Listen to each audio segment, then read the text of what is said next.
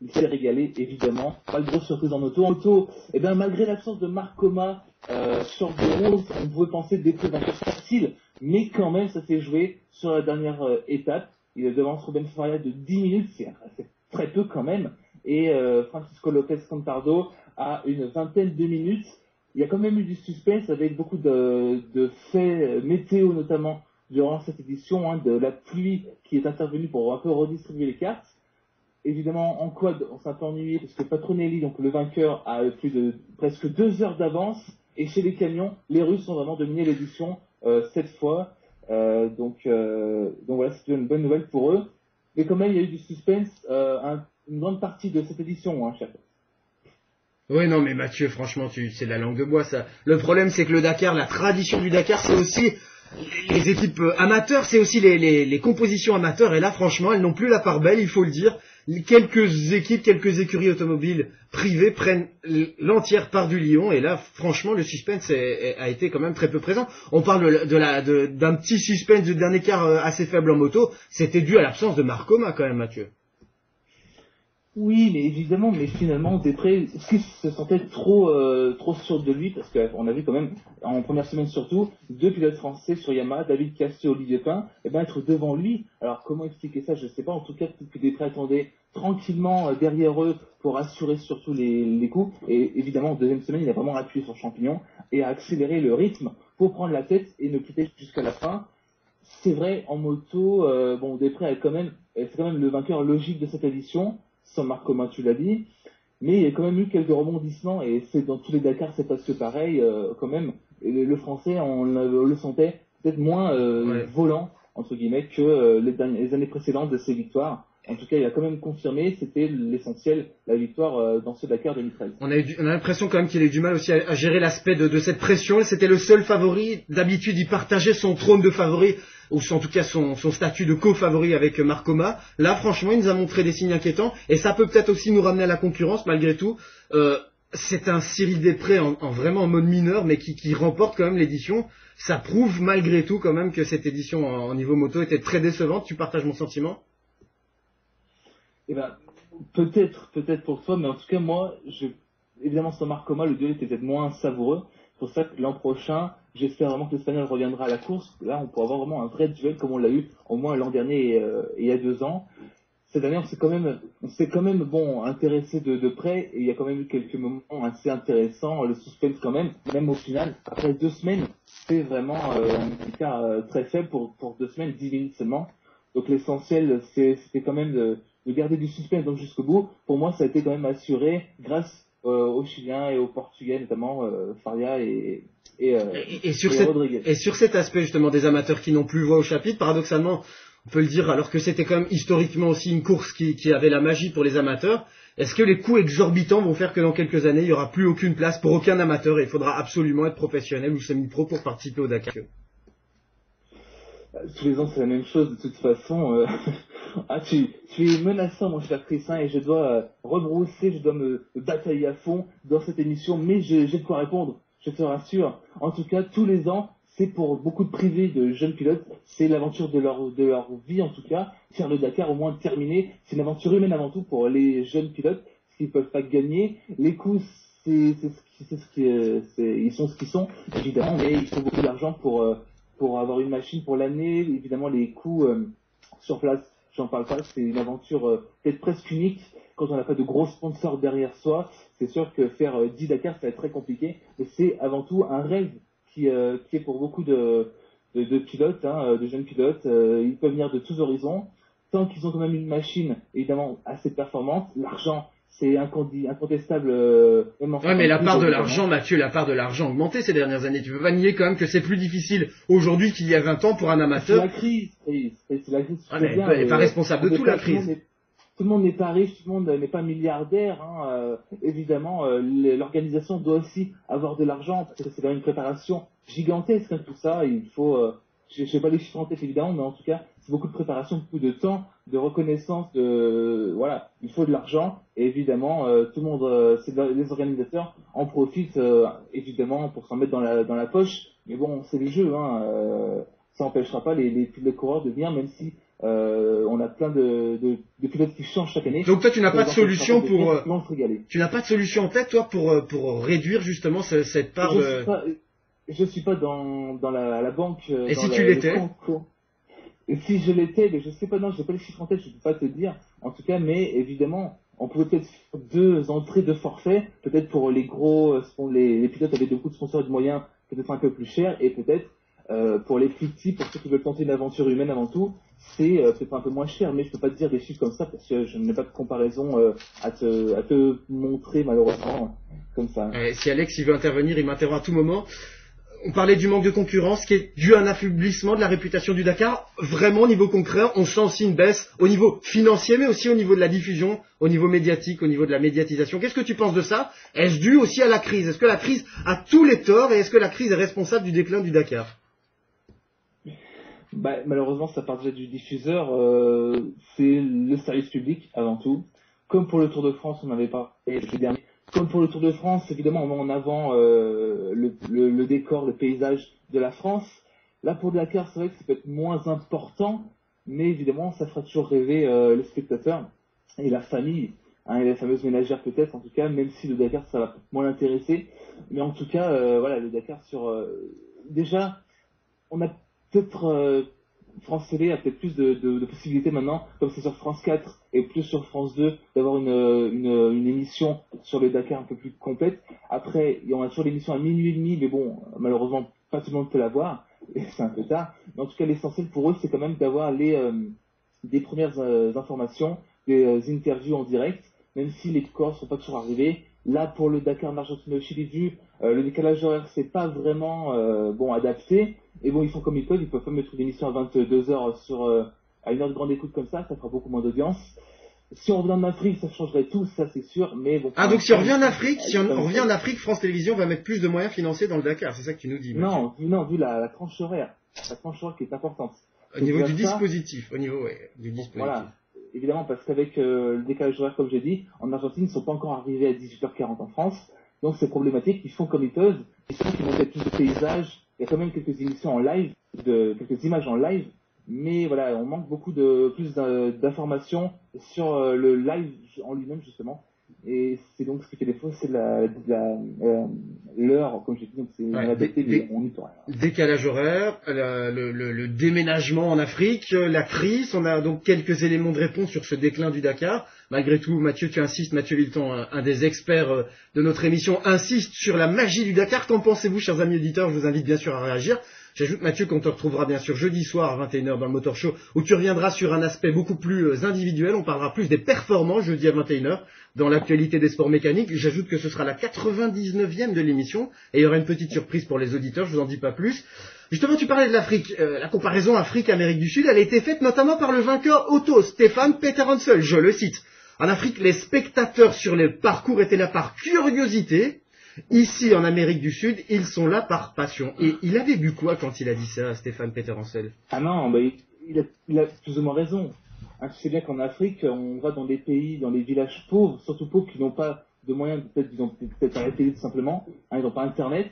Évidemment, le décalage là, il peut être choquant pour certains, évidemment. Mais d'un autre côté, comme je l'avais dit, la médiatisation peut aussi apporter un peu plus donc d'images et d'actualité sur les lieux dont le Dakar passe dessus, si je puis dire, hein, bon, voilà. Mais en tout cas, évidemment, en Amérique du Sud, c'est plus un public de passionnés, c'est évident. Le passé ce continent avec le sport mécanique par rapport à l'Afrique, suivant F1 en Afrique, tu as eu 5 Grands Prix au Maroc et quelques-uns en Afrique du Sud. Et entre les deux, dans l'Afrique noire, en Afrique du Sahel, au Sahara, t'as rien, évidemment. Alors que le Dakar, quand même, ça fait assez longtemps qu'il y passait.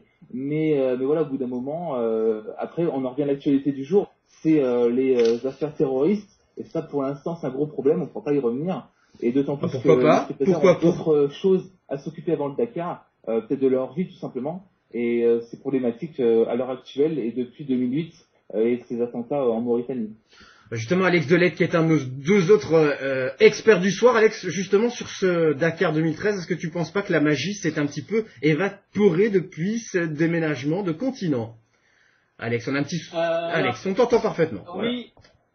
Voilà. Alors moi, je pense que c'est plutôt sur sous-médiatisation, ça fait un peu perdre déjà du rêve aux spectateurs parce qu'on n'était pas vraiment tenu informé juste des résultats d'étape et donc on n'avait pas trop d'images si ce n'est France Télévisions. Mais je pense que c'est pas vraiment du fait du déménagement, mais c'est peut-être la popularité qui s'est un peu dégradée en fonction des années. Et c'est dû à quoi? C'est dû à sur quoi, le Alex? Dakar, ouais. C'est dû à quoi alors cette popularité qui se dégrade?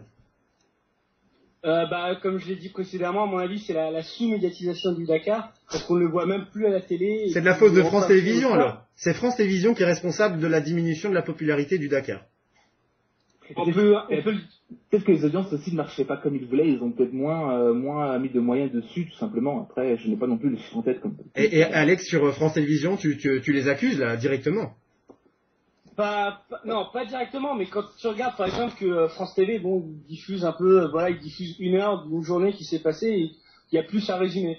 Et puis ensuite, il faut encore attendre minuit 40 pour voir le Dakar, c'est presque ingérable pour les personnes qui travaillent, ils vont pas attendre minuit 40 pour voir le Dakar. Et c'est pas que France Télévisions, il y a aussi Eurosport où ils diffusent à minuit 30 le résumé du Dakar. Donc c'est vraiment un problème de la part des médias français de la diffusion du Dakar, je pense. Le parcours 2014 du Dakar n'est pas encore connu. Répondez, s'il vous plaît, mes 3 experts, par oui ou par non. Est-ce que vous souhaitez, par oui ou par non, est-ce que vous souhaitez que le Dakar revienne à Dakar la saison prochaine, ou en tout cas sur le continent africain? Mathieu Villeton, oui ou non? Vu les circonstances actuelles, non, on peut pas. Alex, Oui ou non, Alex? Ouais, aussi non. Et Anthony? Pas encore. Moi, je serais assez partagé. C'est vrai que avant tout, la sécurité, et comme là, ce contre-là, je dirais non. Mais après, à ce moment-là, il faudrait revoir aussi le nom du Dakar, parce que là, ça n'a vraiment plus aucun sens de dire le Dakar alors qu'il est en Amérique du Sud. Juste partager sur le sujet. Justement, Youssou N'Dour, le ministre sénégalais, chanteur évidemment, ministre sénégalais du tourisme, qui a dit c'est une décision qui pourrait aller très rapidement, puisque c'est le ministre, bien sûr, sénégalais du tourisme qui peut changer le nom des marques, entre guillemets, puisque le Dakar, rappelons-le, est quand même une marque aussi, puisque la ville de Dakar, capitale du Sénégal, emprunte donc son nom à cette fameuse course. Youssou N'Dour, qu'en pense-t-il? C'est lui qui pourrait changer ça. Eh bien, Youssou N'Dour dit le Dakar ne porterait plus ce nom si le Dakar ne revient plus au Sénégal. Et il y a des pertes énormes pour la population locale. Mathieu, tu y faisais référence tout à l'heure. Aussi, un manque à gagner pour le continent africain, mais qui a été au bénéfice cette fois-ci de la population d'Amérique du Sud. Est-ce que tu ne penses pas justement que l'Afrique a peut-être plus besoin des revenus engendrés par le Dakar, Mathieu? Eh ben, déjà, est-ce qu'ils ont touché quand le Dakar passait dans les pays? Certainement, avec aussi, surtout, peut-être des apports... Les commerces, etc. aussi, hein, les ventes indirectes. Oui, les produits dérivés, je sais pas si ça revient dans l'escarcelle de l'organisateur ou des pays... Enfin, pas du tout, hein, je peux pas vraiment... Alors, précision, Youssou N'Dour parlait justement, il évoquait ça aussi, il disait que pour le commerce local, c'était une réelle perte. Et donc, malgré tout, c'est aussi une critique qu'il émet, le ministre, bien sûr, sénégalais du tourisme, et il émet cette critique-là en disant que c'est une perte aussi, même pour les ventes indirectes, telles que les petits commerçants. Oui, c'est sûr. Par exemple, comme pour le Grand Prix de Spa, il y a eu un long débat ces derniers mois pour l'absence du Grand Prix de F1 en Belgique, ce qui aurait été considérable pour le commerce local. C'est un manque à gagner, je pense, énorme que les produits dérivés qui se vendent, ça c'est sûr. Après, comment tu l'as dit, le public africain étant moins passionné que le sud-américain, peut-être que ça aurait engendré beaucoup moins de ventes et de recettes, de bénéfices pour les locaux, pour les commerçants. C'est sûr que dans cet endroit du monde, comme je dis, le sport a peut-être une place moins importante que tout simplement la vie ou l'économie, hein, même pour les gouvernements. Avant tout, ils sont dans une période de survie, comme on le dit c'est la crise financière aussi. Justement, Alex, c'est pire que ça. Hein. Alex, le Dakar doit-il changer de nom s'il ne reste pas au Dakar? Parce que c'est pas finalement logique de se dire, après tout, si le Dakar ne va plus à Dakar, il ne doit plus s'appeler Dakar, même si ça brise un mythe. Alex Delettre, spécialiste automobile de notre émission. Je vois pas quel autre nom on pourrait attribuer au Dakar, parce que bon, même si ça se passe sur un autre pays, on s'est tous à peu près habitués justement à ce qu'on appelle ça le Paris-Dakar, épreuve mythique et tout. Donc c'est juste, on pourrait appeler, par exemple, c'est comme si on faisait une épreuve, on laisserait juste le nom et puis on déplacerait de circuit chaque année. Mais pour moi, je pense que ça garde à peu près l'esprit du Paris-Dakar, c'est-à-dire traverser des déserts et tout. Et puis grande difficulté entre les pilotes, savoir gérer, partir une sorte d'aventure, c'est exactement la même chose. Bon, les de ville. Et puis, je pense, moi, personnellement, je ne vois pas qu'on pourrait changer de nom. C'est pareil, quand tu dis les Le Mans Series à l'époque, bon voilà, tu avais Le Mans Series, c'est un championnat avec dans d'autres circuits. C'est pareil, c'est un nom de circuit, un nom d'événement. Évidemment, dans la logique, doit être attribué à son événement. Mais bon, après, pour faire plus de recettes, c'est sûr que les noms restent dans la tête et voilà, c'est commercial avant tout et ça choque pas plus que ça. Bon, ça reste une course de sport auto de rallye raid et que ce soit le Dakar ou le Santiago ou le Pérou, le Buenos Aires, enfin je sais pas quoi. Bon, c'est avant tout l'épreuve qu'il faut qu'il faut le plus s'occuper que peut-être le nom, parce que le nom ça a peut-être un peu moindre importance, si ce n'est voilà plus pour le commerce et les ventes évidemment des produits dérivés peut-être. Bon. Mais deux experts automobilistes. Dans quelques secondes, ce sera votre coup de cœur et votre coup de gueule sur cette édition 2013 de Dakar, votre top et votre flop si vous préférez. Évidemment, le point noir majeur, c'est quand même les morts. Encore des disparus cette année. Des disparus sur le plan sportif. Un motard français a perdu la vie tragiquement aussi des spectateurs. Et dans le cadre de tout ce qui concerne autour de la course automobile Dakar, les morts, c'était pourtant une des promesses du déménagement. On disait, il y a trop de morbidité, de mortalité. On va changer, vous allez voir, ça va aller mieux. On s'aperçoit quand même que ça va mieux. Est-ce que la formule magique il n'y a pas de risque zéro est un peu trop facile à mettre en avant encore sur cette morbidité excessive au Dakar, Alex? Pour moi, je pense que les morts, bah voilà, ça fait un peu partie des conditions que requiert le Dakar. Et pourquoi est-ce qu'il n'y a pas plus de morts proportionnellement sur d'autres courses, Alex? C'est l'inconnu du territoire qui provoque. À mon avis, c'est parce que le Dakar est sûrement moins encadré. Par exemple, sur les routes de liaison, juste à la voiture, et après, voilà, il y a un encadrement. Donc c'est ça. Justement, je rajouterais que j'en suis persuadé que les motards, les pilotes, ils doivent rouler comme des malades sur la route. J'en suis sûr qu'ils en ont peut-être pour la plupart rien à foutre. Du code de la route, pourtant c'est pas chronométré. C'est pour rentrer à l'heure le plus vite possible. Et c'est pourquoi qu'ils font ça? C'est pour dommage. C'est par imbécilité ou c'est pour c'est au niveau pratique? Des deux, à mon avis. Ouais. C'est dommage de voir ça. C'est parce qu'on est dans le Dakar. Alors si je comprends, allons au bout de cette logique. On est dans le Dakar, donc on est pilote moto, automobile, on est dans le Dakar, on est dans cette logique d'aller le plus vite possible. C'est vrai qu'il y a de l'adrénaline, il y a beaucoup de tension, c'est magique, on l'a dit, on a évoqué aussi tous les éléments positifs. Et donc entre les journées de compétition, on roule très vite parce qu'on reste dans cette euphorie-là, quelque part, même si c'est très dangereux, même si ça provoque beaucoup de morts. Question difficile. Ah, j'ai mis à mal mes deux experts automobilisme. Alors déjà, j'aime pas ce mot automobilisme, mais bon, c'est pas grave. Ben, c'est vrai, vous êtes très complet, hein, vous êtes très très complet. Donc, mais c'est vrai que bon, pour les morts, malheureusement, on pourra pas en éviter chaque année peut-être. Mais bon, là, on peut d'un côté entre guillemets se féliciter. Il y en a eu qu'un, malgré que ce soit quand même beaucoup en 2 ans, enfin 2 en 2 ans avec Buero Martinez l'an dernier, cette année Thomas Bourgoin, malheureusement un très jeune pilote de moto. Très très jeune. C'était son premier Dakar. Mais en lisant aussi, voilà, en plus c'est vraiment douloureux. Après il y a eu des décès de gens, taxi, voilà. De taxi drivers. Et c'est dû à quoi ça justement? Parce qu'on parlait d'incivilité pour le continent africain. Est-ce que c'est l'incivilité aussi? Le manque d'encadrement des pilotes, parce qu'une fois qu'ils ont fini un spécial, comme le disait Mathieu, à mon avis, ils doivent aussi foncer, parce qu'ils en ont un peu marre, ils veulent vite rentrer, ils sont fatigués et tout. Donc je pense qu'à mon avis, si directement après la ligne d'arrivée, ou avant, on emmenait une équipe, par exemple du Dakar, justement pour surveiller et tout, bon, qui viennent pas en assistante, et qui vérifient bien que, bah voilà, faut faire attention, il y a une voiture un peu particulière qui va arriver dans cette ville. Bon, voilà, à mon avis, ça enlèvera un peu moins de morts. Comme on le voit dans les autres sports, dans les autres types de sports mécaniques, s'il y a moins de morts, c'est parce que c'est beaucoup plus encadré, il y a beaucoup plus de règles. Donc à mon avis, il faudrait qu'ils changent pour 2014. Donc, Mathieu, on peut dire que l'excuse de changer le continent, et c'était un des arguments évoqués, il y aura moins de morts, on peut dire que c'était de la connerie, Mathieu. Bah non, il y aura des morts de partout. C'est sûr, la rallye raid, c'est moins encadré, c'est un plus large terrain de jeu. Et surtout, je pense que quelques idées, réduire les liaisons. Ça, je pense déjà, ça peut être important. Pourquoi pas brider les voitures et motos à distance sur les liaisons.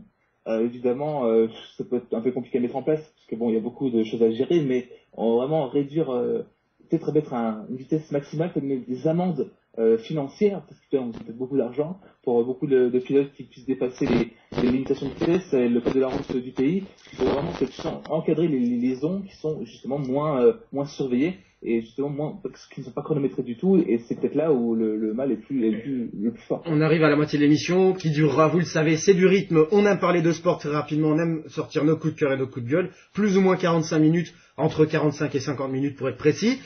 Avant de passer au choix des experts, on va conclure sur ce Dakar 2013 avec, évidemment, l'avis de mes deux experts sport moteur, Mathieu, le coup de cœur et le coup de gueule, le top et le flop de Mathieu Villeton et d'Alex Delettre. Et on commence par toi, Mathieu, je t'en prie. C'est gentil. Mon top, c'est la France qui survole encore une fois cette année l'auto et la moto. La France, vraiment, avec Després et Peter Hansel, ont deux vraiment pilotes d'exception dans le rallye raid. Et ils l'ont encore confirmé cette année. Et mon flop, évidemment, c'est le décès d'un pilote moto. Et donc, comme je l'ai dit, c'est peut-être les vitesses excessives en liaison qu'il faut vraiment encadrer et protéger tout ça, justement protéger la plus les spectateurs aussi.